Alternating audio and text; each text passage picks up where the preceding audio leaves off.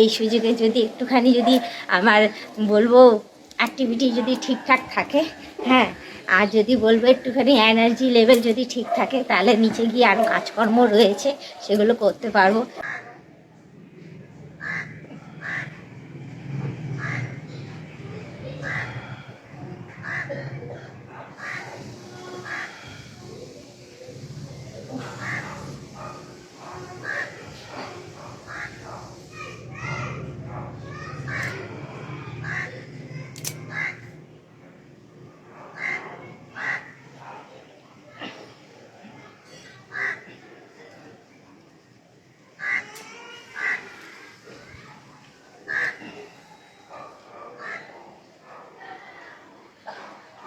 এই দেখো বন্ধুরা, শীতকালে না সত্যি কাজকর্ম করতে একদম ইচ্ছা করে না, জানো তো, কেমন গা হাত পা ব্যথা করছে, কেমন আলস্যি আলস্যি ভাব লাগছে গো। এই আলস্যির জন্য না সত্যি কোনো কাজ করা যাচ্ছে না। তো তোমরা হচ্ছে আলস্য না, ওই অলসতার জন্যই কোনো কাজ করা যাচ্ছে না। আমার শীতকালে ইচ্ছাই করছে না, মনে হচ্ছে না যে সবসময় কম্বলের তলায় ঢুকে থাকি, রোদের মধ্যে বসে থাকি। তো এখন এই ছাদে এসেছিলাম, এসে একটুখানি রোদের মধ্যে বসেছিলাম, অনেকক্ষণ হয়েছে এসেছি, এসে রোদ পোয়াচ্ছিলাম। তো যাই হোক, সূর্য মামা এখন চলে গেছে, এখন ছাওয়া হয়ে গেছে, কি করব বলো। তো যাই হোক, তার মধ্যেও একটু গরম গরম ভাব বলে আমি একটু বসে রয়েছি, কারণ গা হাত পা এত ব্যথা না যে কি বলবো, ঠান্ডা লেগেছে। তার মধ্যে কন্টিনিউ মানে কি বলবো, আর স্নান তো করতেই হবে, আর আমি গরম জলে তো আমি স্নান করি না, সেই তো আমি বলবো ঠান্ডা জলেই স্নান করি, যার জন্য না গা হাত পা ব্যথা আর কমে না গো, কি বলবো। আর তার মধ্যে সকাল সকাল ঘুম থেকে উঠে ওই বাসন মাজা, ওই রান্না করা, মানে ইচ্ছা আর করে না। কেউ যদি সকাল সকাল উঠে ঠান্ডা ঠান্ডা জলগুলো দিয়ে যদি আমার বাসনটা মেজে দিত, তাও কাজে দিত, কিন্তু না, ওই সকালের ওই বাসন মাজাটা আমাকেই করতে হবে।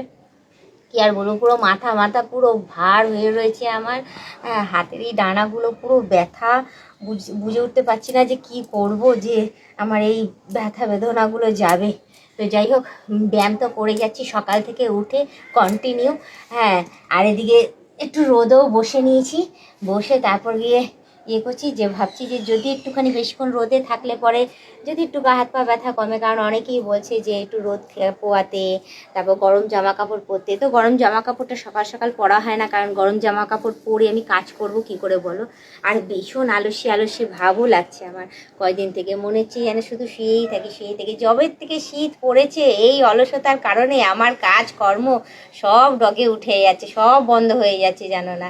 মানুষ শীতকালে অ্যাক্টিভিটি বাড়িয়ে দেয়, হ্যাঁ, অ্যাক্টিভিটি বাড়িয়ে দিয়ে কাজকর্ম ঠিকঠাকভাবে করে, আর সেখানে আমার মানে শীতকালেই কাজকর্ম আমার বন্ধ হয়ে যাচ্ছে। তো যাই হোক, জানি না কেন হচ্ছে। তো আমি এবার উঠি, অনেকক্ষণ বসে রয়েছি, অনেকক্ষণ, এখনও পর্যন্ত স্নান টান কিচ্ছু হয়নি। ভাবলাম যে একটু সর্ষের তেল মাখবো, তারপর ভাবলাম থাক, আজকে আর সর্ষের তেল মাখবো না, আজকে একটু না হয় সাবান টাবান মেখে স্নান করবো বেশ ভালোভাবে, কারণ দুদিন হয়ে গেছে আমি গায়ে হাত পা সাবান লাগাই না, জানো তো, মানে কি আর বলবো। তো যাই হোক, এখন ছাদে এসেছিলাম, ব্যায়াম করছিলাম, তো ব্যায়াম করলাম, রোদ রোদ পোয়ালাম, তারপর গিয়ে ভাবলাম যে একটুখানি দৌড়াবো, হ্যাঁ। তো দেখতে পাচ্ছি যে ছাদের অবস্থা খুবই খারাপ, তো আমি আপাতত শাড়ি পরে এসেছি এখানে, এইভাবে এখানেই দৌড়ে নিচ্ছি। এই সুযোগে যদি একটুখানি যদি আমার বলবো অ্যাক্টিভিটি যদি ঠিকঠাক থাকে, হ্যাঁ, আর যদি বলবো একটুখানি এনার্জি লেভেল যদি ঠিক থাকে, তাহলে নিচে গিয়ে আরও কাজকর্ম রয়েছে সেগুলো করতে পারবো। কারণ রান্নাবান্না খুব একটা এখনও হয়নি আমার, রান্নাবান্নাও এখনও বাকি রয়েছে, ভাজা বাকি রয়েছে, একটু ডাল সেদ্ধ করে নেবো, ব্যাস হয়ে যাবো। এমনি ভাত রান্না করে নিয়েছি। আর এদিকে দেখো, মানে যবে থেকে শীত পড়েছে তবে থেকে আমি শাড়ি পরাও স্টার্ট করেছি। কেন বলো তো, নাইটি না আমার সব হাত কাটা, ফুল হাতা নাইটি নেই। তারপর আমি ভাবলাম যে হাত কাটা নাইটি ভীষণ পাতলা, পরলে পরে শীত করে, হ্যাঁ, তার চেয়ে বরঞ্চ আমি শাড়ি পরেই থাকি। শাড়ি 12 হাত শাড়ি, তোমরাই বলো, 12 হাত শাড়ি পরে সত্যি কথা একটু ঠিকঠাকই থাকে। তো যাই হোক, আমি একটুখানি এতক্ষণ ব্যায়াম করলাম, ব্যায়াম করার পর একটু হাত পা ভাঙলাম, ভাঙার পরে এখন একটুখানি দৌড়ে নিচ্ছি, দৌড়ে নিয়ে একটু গরম হয়ে যাবো, তারপর গিয়ে ঠান্ডা জলে স্নান করবো। তো যাই, বেশি কথা না বাড়ি, শুধু একটুখানি বলবো, তোমরা সবাই সুস্থ সবল থেকো, ভালো থেকো, আমাকে সাপোর্ট করে এগিয়ে নিয়ে যেও। আজকের ব্লগিংটা আমি এখানেই শেষ করছি, আবার অন্য দিন অন্য কোনো সময় আমি ব্লগ ভিডিও নিয়ে হাজির হয়ে যাবো। আজকের মতো টাটা, বাই বাই, সুস্থ থেকো, দেখতে থেকো, পাশে থেকো, সাপোর্ট করে এগিয়ে নিয়ে যাও।